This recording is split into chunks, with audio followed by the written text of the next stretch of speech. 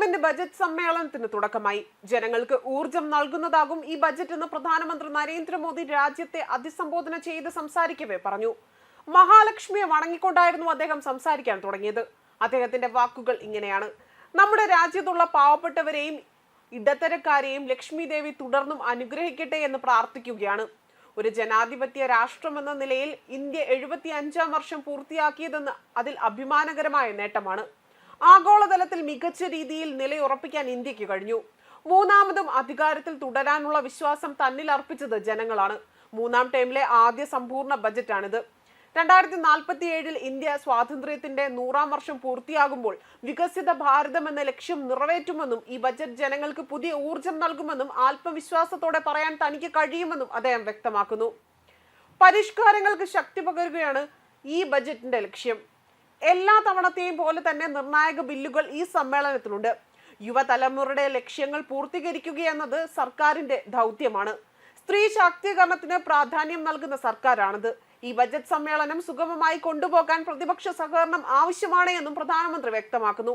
അതേസമയം parliament budget സമ്മേളനത്തിന് മുന്നോടിയായി ഇരു സഭകളുടെയും സംയുക്ത സമ്മേളനത്തെ അഭിസംബോധന ചെയ്ത് രാഷ്ട്രപതി ദ്രൗപദി മുർമു ഇന്ത്യ ഉടൻ 3-ാം സമ്പദ് വ്യവസ്ഥയായി മാറും. രാജ്യം വികസനത്തിന്റെ പാതയിലാണ്. ഈ സർക്കാർ എല്ലാവർക്കും തുല്യ പരിഗണന നൽകുന്നുവെന്നും രാഷ്ട്രപതി വ്യക്തമാക്കുന്നു. കുംഭമേളയിലെ അപകടത്തിൽപ്പെട്ട് മരിച്ചവർക്ക് ആദരാഞ്ജലികൾ അർപ്പിച്ചുകൊണ്ടാണ് രാഷ്ട്രപതി തന്റെ പ്രസംഗം ആരംഭിച്ചത്. മുൻ പ്രധാനമന്ത്രി മൻമോഹൻ സിംഗിനും ആദരാഞ്ജലി അർപ്പിച്ചു. രാജ്യം വികസനത്തിന്റെ പാതയിലാണ്. പ്രധാനമന്ത്രി ആവാസ് യോജനയെയും രാഷ്ട്രപതി പ്രശംസിച്ചു. ഭവനരഹിതരായ ലക്ഷങ്ങൾക്ക് പ്രയോജനപ്പെട്ടു. PM കിസാൻ ഭാരതി, ആയുഷ്മാൻ ഭാരത് പദ്ധതികൾ മികച്ചതാണ്. ചോദ്യപേപ്പർ ചോർച്ചയിൽ ശക്തമായ നിയമനിർമ്മാണം നടത്തി. ഒരു രാജ്യം ഒരു തിരഞ്ഞെടുപ്പ് നിയമനിർമ്മാണം നടത്തിയെന്നും രാഷ്ട്രപതി വ്യക്തമാക്കി. പുതിയ മോഡൽ ട്രെയിനുകൾ വികസനത്തിന്റെ പാതയിൽ നിർണായകമായി. ദാരിദ്ര്യ നിർമ്മാർജ്ജനത്തിന് പ്രഥമ പരിഗണന നൽകി. വന്ദേ ഭാരത് ട്രെയിനുകൾ വികസനത്തിന്റെ മികച്ച ഉദാഹരണമാണ്. അതേപോലെ തന്നെ മധ്യവർഗത്തിന് പ്രാധാന്യവും നൽകും. നികുതി ഭാരം കുറയ്ക്കാനുള്ള നടപടികളുമായി മുന്നോട്ട് പോകും. സർക്കാർ പദ്ധതികളെല്ലാം തന്നെ സുതാര്യമാണ് എന്നും ദ്രൗപദി മുർമു കൂട്ടിച്ചേർത്തു. ഏകീകൃത പെൻഷൻ പദ്ധതി പെൻഷൻ ലക്ഷ്യമിട്ടുള്ളതാണ്. അതുപോലെ തന്നെ സ്ത്രീകളുടെ ഉന്നമനമാണ് സർക്കാരിന്റെ മുഖ്യ ലക്ഷ്യം.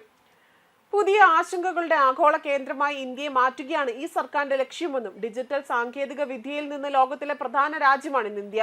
സർക്കാർ ഉദ്യോഗസ്ഥരുടെ ക്ഷേമത്തിന് ഈ സർക്കാർ പ്രാധാന്യം നൽകുമെന്നും രാഷ്ട്രപതി വ്യക്തമാക്കി. രാഷ്ട്രപതിയുടെ പ്രസംഗത്തിന് ശേഷം സാമ്പത്തിക സർവേ അവതരിപ്പിക്കും.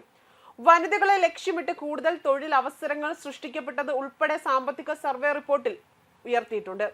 അതുപോലെ പ്രതിബദ്ധതകളെ അതിജീവിച്ച് രാജ്യം കൈവരിച്ച പുരോഗതിയെയും സാമ്പത്തിക മേഖലയിലെ ഉണർവും ആത്മനിർഭർ ഭാരത് ഉൾപ്പെടെയുള്ള പദ്ധതികൾ രാജ്യത്തെ സാമ്പത്തിക വ്യാവസായിക രംഗത്ത് കൊണ്ടുവന്ന ഉണർവും റിപ്പോർട്ടിൽ പരാമർശിക്കും.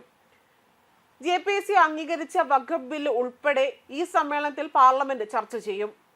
JPC റിപ്പോർട്ട് ഇന്നലെ സ്പീക്കർക്ക് കൈമാറിയിരുന്നു. അനധികൃത കുടിയേറ്റം നിയന്ത്രിക്കാൻ ലക്ഷ്യമിട്ടുള്ള ഇമിഗ്രേഷൻ ആൻഡ് ഫോറിനേഴ്സ് ബില്ലും ഈ സമ്മേളനത്തിൽ ചർച്ച ചെയ്യുമെന്നാണ് റിപ്പോർട്ടുകൾ വ്യക്തമാക്കുന്നത്. നാളെ ധനമന്ത്രി നിർമ്മല സീതാരാമൻ ബഡ്ജറ്റ് അവതരിപ്പിക്കും. ഫെബ്രുവരി 13-നാണ് ബഡ്ജറ്റ് സമ്മേളനം അവസാനിക്കുന്നത്. മാർച്ച് 10 മുതൽ ഏപ്രിൽ 4 വരെ 2-ാം സെക്ഷനും നടക്കും. ഫെബ്രുവരി 3 മുതൽ 5 വരെ ബഡ്ജറ്റ് നിർദ്ദേശത്തിന്മേലുള്ള ചർച്ചകളും രാഷ്ട്രപതിയുടെ നയപ്രഖ്യാപന പ്രസംഗത്തിലുള്ള നന്ദി പ്രമേയ ചർച്ചയുമാണ് സഭയിൽ നടക്കുക.